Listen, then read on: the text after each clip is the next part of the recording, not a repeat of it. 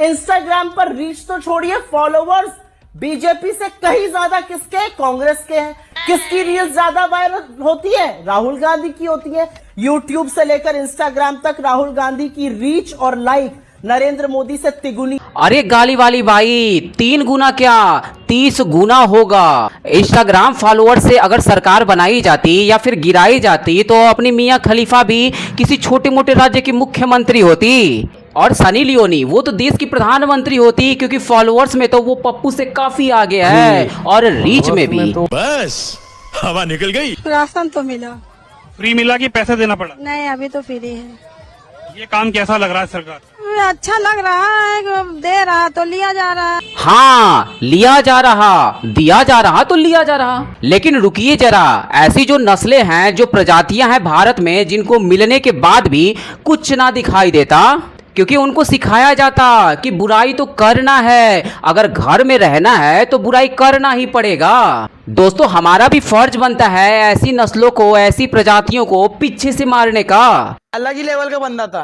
अरे वो पप्पू वाला, आगे से ना पीछे से जो वो बता रहा था, मजा आया। तो हमारा भी फर्ज बनता है पीछे से मारने वाला। तो आगे पैसे से देता था, अभी लॉकडाउन से जो है पैसे से फ्री मिल रहा है, बस। और क्या, और कौन से ज्यादा अच्छी मदद हुई? हाँ, बिल्कुल सही बात है। भला कौन सा अच्छा मदद मिल रहा? अरे जब तक योगी जी, मोदी जी तुम्हारे घर जाकर 2-4 बच्चे पैदा ना कर दे तुम्हारे, तब तक कौन सी मदद भाई? ऐसे राशन देना, घर देना, गैस देना, यह सब कोई मदद की चीजें थोड़ी हैं, ये तो रोजमर्रा की चीजें हैं। कोई जरूरत थोड़ी ना है, जब तक कि घर पर जाकर 2-4 बच्चे पैदा ना कर दे तब तक कोई मदद थोड़ी है।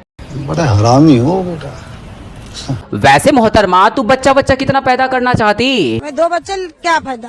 पूरे परिवार में कितने होने चाहिए बच्चे? जितने हो जाए, 12 हो जाए, 10 हो जाए, 5 हो जाए, 6 हो जाए। ओहो, 12 हो, 10 हो, 8 हो, वाह रे बावला पिछवाड़ा। क्या बोला तूने? वाह रे बावला पिछवाड़ा। देख बावली, अब की बार तू ऐसा काम कर, चुनाव आने वाला है और तू अपना पिछवाड़ा लेकर बाहर निकल जा। अच्छा। और नेताओं से बोल, अब की बार जीतने के बाद हर नेता को समय बिताने के लिए घर तो आना ही पड़ेगा। 1-2 बच्चे में क्या होता, खाया पकाया चुप्पे पड़े। भाई, छोटा परिवार में कुछ मजा वजा ना आता, और बाकी आगे की कार्रवाई तू उनको बता देना। शाबाश। कांग्रेस जनता पार्टी बनने के बाद से सिस्टम के सारे दीमक डरे हुए हैं। तैयार हो जाओ दीमकों, देश को बहुत खा लिया तुमने, अब कॉकरोच तुम्हें खाएंगे और देश को खोखला होने से बचाएंगे। युवाओं को कीड़ा समझने की ये गलती सरकार को बहुत भारी पड़ने वाली, बहुत ही भारी पड़ने वाली है खलीफा भौजी, बहुत ही भारी पड़ने वाली है। कल तुम्हारी कॉकरोच जनता पार्टी प्रधानमंत्री बनने वाली है, और तुमको सोशल मीडिया बकैती मंत्री भी बना देगा, क्योंकि यह जो सारा ड्रामा है वो सोशल मीडिया पर हो रहा। इसका रियलिटी से, देश की जनता से, देश के वोटरों से दूर दूर तक कुछ भी लेना देना ना है। सत्ता में बैठे हुए जो सत्ताधीश हैं वो इस बात को अच्छे तरीके से समझ लें कि जनता परेशान है, आम आदमी परेशान है, आम युवा परेशान है, और किसी भी तरीके से किसी भी चुनाव को जीतने को एक कोई बैरोमीटर या पैमाना बनाकर नहीं देखना चाहिए। मुझे लगता है ये वो वक्त है, अगर मैं देश की प्रधानमंत्री होती या उस राज्य की मुख्यमंत्री होती जहां ये विरोध प्रदर्शन हो रहे हैं, या जिस राष्ट्रीय स्तर पर आप देखिए 2 करोड़ से ज्यादा फॉलोवर्स बन गए हैं जो कॉकरोच जनता पार्टी है उसके, तो सीधे तौर पर मेरी रातों की नींद हराम हो गई होती। लेकिन क्या नरेंद्र मोदी के पास ऐसे एडवाइजर हैं जो उन्हें बता सकें, जो आम जनता की नब्ज पर जिनका हाथ। अरे बिरयानी मैडम, एडवाइजर तो हैं मोदी जी के पास, और उनको पता भी है कि आखिर हैसियत क्या है कॉकरोच जनता पार्टी की, पार्टी आखिर बनाई क्यों गई है और इस पार्टी का मकसद क्या है, उनको सब पता है। इसलिए तुम्हारी नींद हराम हो रही है, सरकार की नहीं, मोदी की नहीं। वैसे बिरयानी मैडम, अगर तू घोड़ी बनो जनता पार्टी लॉन्च करती है तो सबसे पहले मैं चढ़ूंगा, I mean to say join करूंगा। Good morning to all cockroaches. अभी आप सुबह उठते ही देख रहे होंगे कि हमारे फॉलोअर्स अब बीजेपी से भी ज्यादा हो चुके हैं। बीजेपी को इतने 8 मिलियन फॉलोअर्स बनाने में 4 साल 14 इयर्स लग गए थे। तो अब हमारा नेक्स्ट टारगेट है कि कुछ भी करके हमें बीजेपी के फॉलोअर्स कम इसका नाम है अभिजीत और ये वही लौंडा है जिसने कॉकरोच जनता पार्टी को शुरू किया है। फॉलोअर्स बढ़ने से पहले इसका मिशन था देश के बेरोजगार लोगों को रोजगार दिलाना और पेपर लीक पर कानून बनवाना। ये किसी भी पार्टी को सपोर्ट करने के लिए मना किया था क्योंकि इसकी नज़रों में देश में जितनी भी पार्टियां हैं वो युवाओं के लिए, देश के लिए कुछ भी ना काम की। लेकिन जैसे ही फॉलोअर्स बढ़े, कांग्रेस का सपोर्ट मिला, इसने असली वाला चेहरा तुरंत खोलकर सबको दिखा दिया। अब इसको केवल मोदी जी और बीजेपी के फॉलोअर्स को कम करना है। अब ये फॉलोअर्स वाला खेला खेल रहा।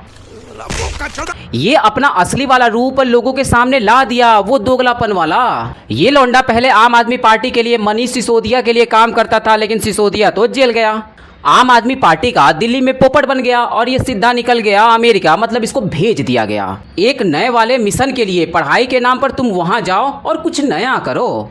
इसने पार्टी बनाया और फिर बाद में पार्टी लॉन्च करने वाला डेट भी मिल गया, तारीख भी मिल गया जब पेपर लीक हुआ, क्योंकि उस टाइम युवाओं में गुस्सा था और उसी गुस्से का फायदा उठाकर इसने अपना पार्टी लॉन्च कर दिया।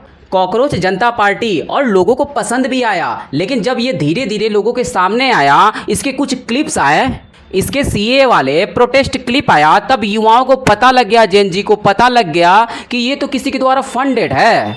उसके बाद युवाओं ने, लोगों ने इसको अनफॉलो करना चालू कर दिया, लेकिन अब तो इसको फॉलो बढ़ाने ही थे और इसने पड़ोसियों का सहारा लेना शुरू किया। और यही कारण है कि आज इसके फॉलोअर्स लिस्ट में शांति प्रिय कौम वालों की, बांग्लादेशियों की, पुर्गिस्तानियों की संख्या भरी पड़ी है। कैसे कैसे लोग रहते हैं यार यहाँ पर।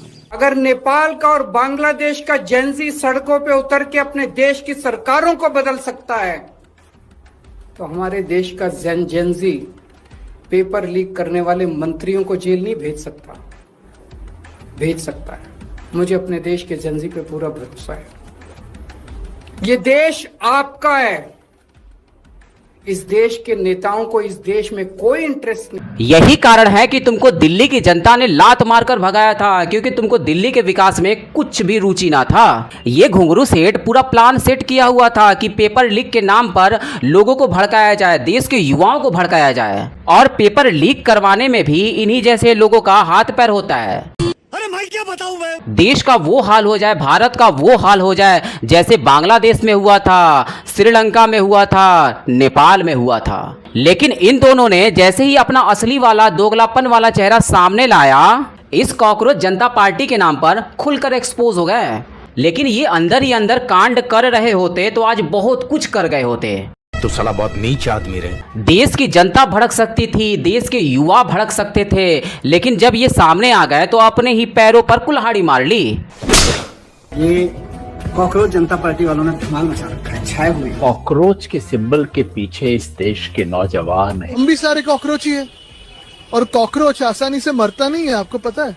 कॉकरोच बहुत साल जीता है, और कॉकरोच अगर साथ में है सब देश के तो क्या होगा आपको भी पता है। अरे मियाँ, जब आप कॉकरोच हो तो पेंगुइन का क्या होगा? वो तो विधवा हो गई ना, क्योंकि आपको पता है और शायद यूज भी करते होंगे। कॉकरोच मारने के लिए बहुत ज्यादा मेहनत करने की जरूरत ना पड़ती, बस काला हिट घर में लाओ, काम खत्म। लेकिन फिर भी मान लीजिए एक दो कॉकरोच जिद्दी निकल गए, काला हिट मारने के बाद भी नहीं जा रहे हैं, एक सेफ्टी पिन ले लो और पिछवाड़े में डालकर ऐसे घुमाओ जैसे कि हमारे रंजन भाई घुमा रहे हैं।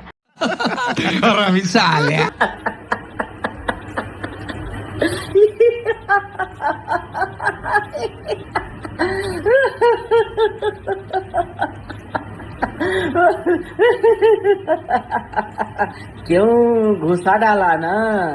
ये देख रहा है कहाँ कहाँ घुसाया है ये सेफ्टी पिन, कॉकरोच के कहाँ कहाँ घुमाया। यही नहीं, अभी और सुनिए। मजाक में शुरू की गई कॉकरोच जनता पार्टी के 6 मिलियन से ज्यादा फॉलोअर्स हो गए इंस्टाग्राम पर सिर्फ 2 दिन के अंदर अंदर। कुछ लोगों को ये बात हजम नहीं हो रही कि ये कैसे हो सकता है। पक्का इसके पीछे कोई ना कोई बड़ी ताकत होगी, कोई डीप स्टेट, कोई ना कोई पॉलिटिकल पार्टी से अंडरग्राउंड सपोर्ट कर रही है, और लोगों ने इसे धीरे धीरे से इतना सीरियसली ले लिया कि अब लोग इसे एक सीरियस जेनजी मूवमेंट की तरह देख रहे हैं। जल्दी कर गया बचवा, बहुत ही जल्दी कर गया। इसके पीछे कौन कौन लोग हैं, किसने फंड दिया है, अब जनता के सामने है। और यही कारण है कि इस पार्टी के नाम पे एक भी युवा सड़क पर ना उतरा। लेकिन हाँ, एक बात पर तुम लोगों को खुशी जरूर है कि तुम सोशल मीडिया पे बीजेपी को पीछे कर दिए। तुम लोग बहुत आगे निकल गए, इस बात की खुशी है, लेकिन तुम लोग अभी अपने पापा से बहुत ही पीछे हो। वैसे भी तुम लोगों के फॉलोअर्स लिस्ट में बांग्लादेशी, अपने पाकिस्तानी और पत्थरबाजों की ही लिस्ट तो भरी पड़ी है। देखा आपने लापरवाही का नतीजा है। पहले सरवाई बीट देखकर उत्तर प्रदेश के जिला प्रतापगढ़ का रहने वाला एक राजा भैया, जिसके द्वारा हमारे बाबा साहब के संविधान को मिटाने की बात की जा रही। मैं कहना चाहूँगा उसको मिटाने तो दूर की बात है, उसके हाथ ही लगा कर दिखाया जा। और जब तक अम्बेडकरवादी जिंदा है ना, साले औकात मेरा कभी घर से उठा लिया जा। बस कर मेरे नीले कबूतर, बस कर, वरना पिछवाड़े से पानी निकल जाएगा। दोस्तों, कुछ नीले अंडे आजकल राजा भैया को ट्रोल कर रहे हैं और कुछ निरांडू तो गाली भी दे रहे हैं, क्योंकि हमारे राजा भैया ने एक बयान दिया था संविधान को लेकर। आइए पहले उसको देखते हैं। सनातन अगर कमजोर हुआ तो संविधान भी नहीं रहेगा। बहुत लोग को देखे हुए हैं आप, नारा लगाओ थी जय संविधान जय संविधान। अरे संविधान ही बनी आए कि हिंदू बाहुल्य है, हिंदू राष्ट्र भारत।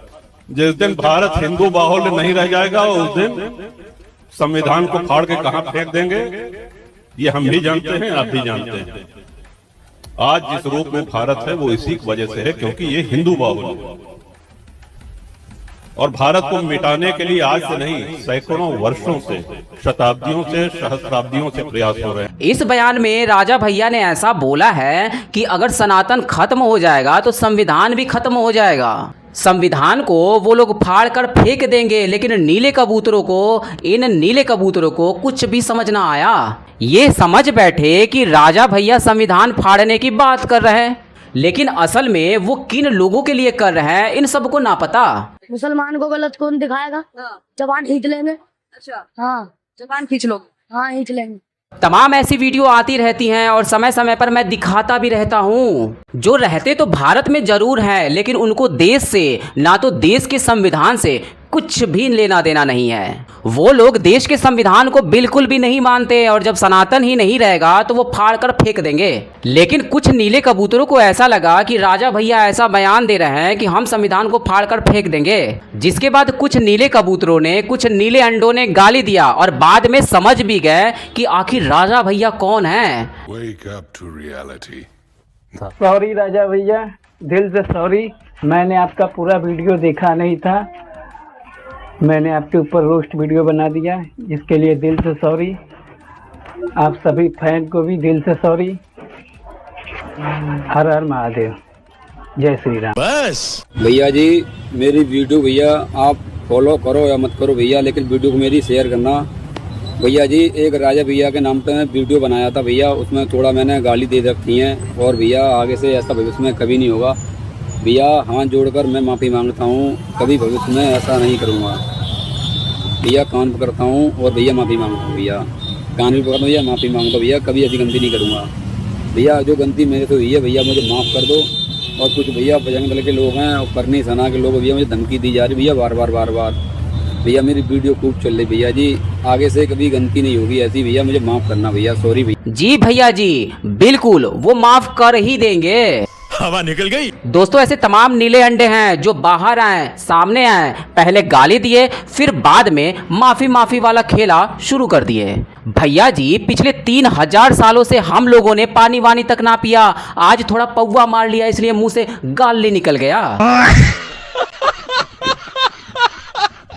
लेकिन अभी भी कुछ जिद्दी नीले अंडे हैं जो फूटने को बिल्कुल भी तैयार नहीं, क्योंकि वो चाहते हैं कि उनका खातेदारी अच्छे से हो, बहुत ही अच्छे से हो, तब जाकर वो मानेंगे और फिर जाकर वो लास्ट वाला वीडियो पोस्ट करेंगे, भैया जी माफ कर दो।